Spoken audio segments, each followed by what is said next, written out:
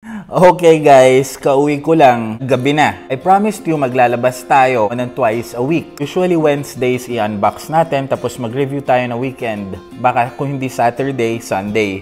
Ganun lagi Babawi ako ng June talaga twice a week. What is the best? Lagay ko na nga lang na thumbnail. No, it is not Guerlain's best. Pero ito yung Ideal's best. Lom Ideal. Yung line na Lom Ideal, ito, nire-review ko na nga Buksan ko na nga muna natin So, eto guys, Guerlain, nakuha natin ito saan ulit? Sa duty free, di ba? Duty free ng Dubai. Okay? So, ito ang resibo niya. 446 dirhams. No, isusulat ko na lang dyan kung magkano siya in pesos. Guerlain Lom Ideal Extreme, EDP. Lom Ideal Extreme. Saan nyo lang bibilhin guys? Pag nasa Dubai kayo, para sure, Dubai duty free. Only sa Dubai duty free. Sa airport mismo kayo. No? Para malayo na kayo sa Peket, pa LCLC. No? Lom Ideal Extreme de Guerlain, EDP, Eau de Parfum. Ito nakikita ninyo, ayan yung ano ng Guerlain. Naka-emboss dyan. Okay, ayan yung taas, ayan yung gilid, ayan yung likod. Ayan. Nakita nyo to nung ano, di ba? Papunta pa lang ako, no? Siyempre, na-eye ko na to, no? Pagpabalik. Pahirapan bumili dito sa Pilipinas nito. Even sa mga discounters. At least, ito, nakakuha tayo ng isa. I used to own this before. Iba pa yung box. Ngayon, titingnan natin kung nagpalit o hindi. Hindi ko gusto, guys. Ngayon pa lang, hindi ko gusto yung perfumer ng Guerlain, no? Kung hardcore Guerlain lover ka, lalo na yung mga kaibigan ko, no? Nako, meron ako mga ibang perfumers na talagang hardcore, hindi nila gusto yung perfumer ngayon, no? Kukwento natin yan pag ni-review na natin, Okay, sige, buksan natin. Woo! 1, 2, 3, zoom! Yan. Extreme. Yan, okay. Paris. Okay. Paris Guerlain, ito ang batch code niya. Nakikita ninyo ba? Medyo embossed siya, no? 3K05, no? Ayan, sige. Tapos, okay, itong taas. Yan, may embossed na ganyan, Yan, syempre, para malaman nyo kung ano yung peke sa hindi. Ayan, ayan, ayan. Buksan natin. 1, 2, 3. Sa likod. 1, 2, 3. Yan, taas, Meron ganyan. Okay. Woo! Nako, nakikita ko na yung pagka-almond niya. Nakikita ko yung richness niya. EDP lang to, guys, yan. Slide natin. 1, 2, 3. Ito siya. No? Kung makikita ninyo, iba na yung bote, kakulay na niya ito. Ewan ko, yan na naiinis ako sa Guerlain Ang ganda na ng vetiver ko dati, di ba? Ngayon, pinalitan nila ulit. Ewan ko kung ano yung gusto ng perfumer nila. Who calls the shots sa Guerlain? Yung perfumer daw nila. No? Pag-uusapan natin yan, guys. Pero in fairness, ito guys, kaya ko kinuha. Mabango. Ideal man, I don't know. Nasa inyo na lang. Ideal for him, no? Paris. Okay. Ayan. So, kakulay niya na ito. Unlike yung before, light gray na siya. Yung dati, di ba, parang yung Sahabi Rouge, di ba? Medyo kulay, ano tawag doon? Kulay red, no? Kulay cherry. Di ba? Yung dito niya. Ganito yung kulay niya before, no? Ito, at least gray na. Sige. Buksan natin. Tingnan muna natin. Ito yung batch code. Yan. Nakikita ko na yung batch code. Yan. 3K05. Yan.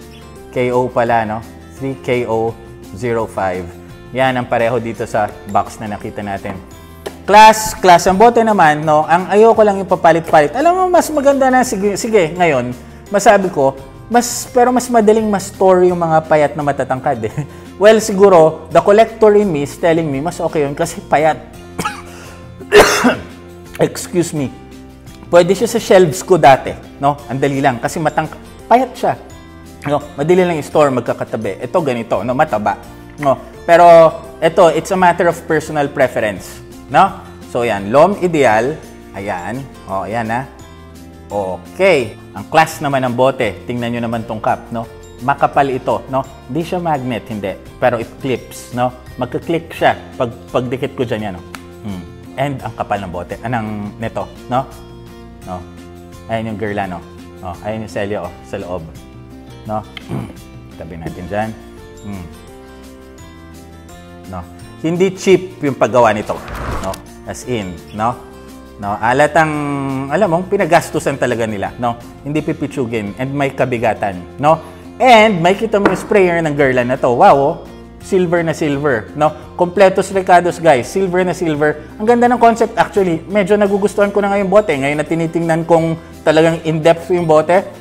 Yung glass lang niya, yung contrast niya sa silver, na silver lahat silver lahat, itim lang yung ginawa dito sa atomizer. Yan, itim yung atomizer niya. Yan, pansin nyo. Pero silver na lahat. From the neck, dun sa base niya, dun sa nakakabit sa glass, tapos yung sprayer niya. Tapos yung taas, andyan yung selyo nila. Yan. No? Ang ganda, no? Kasi silver lahat, di ba?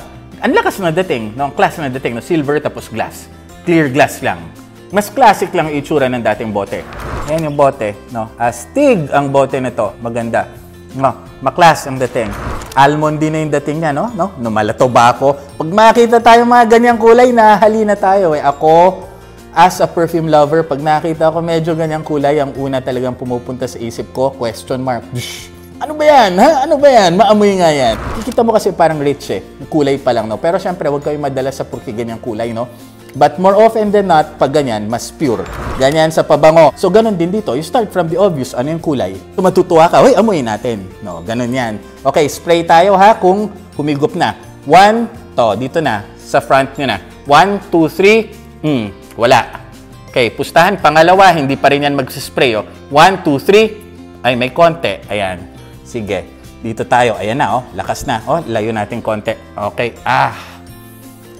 So, eto na. It is rich, guys. It is rich. Very rich. No?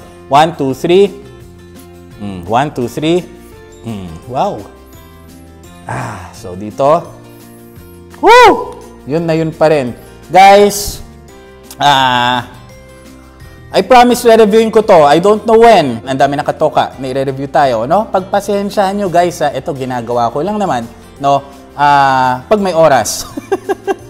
No? Pag may oras lang. Pero I really will find time, no? I'm doing my best lagi. Ito nga, gabing-gabi na, no? Sinuong ko yung ulan para dito makahabol tayo. Sige, ha? Ito, 1, 2, 3. Magta-twice a week tayo. Pangalawa, 1, 2, 3. Tunay na lalaki. Ganun pa rin. Okay? So, yeah. Yeah. Ito, kaya ko nilabas itong mga na-discontinue na to at itong in-unbox natin last time, naman ito, ha?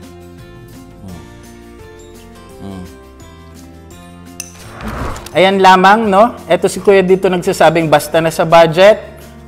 Hindi pala, no? Let's review it. Okay? 1, 2, 3, go.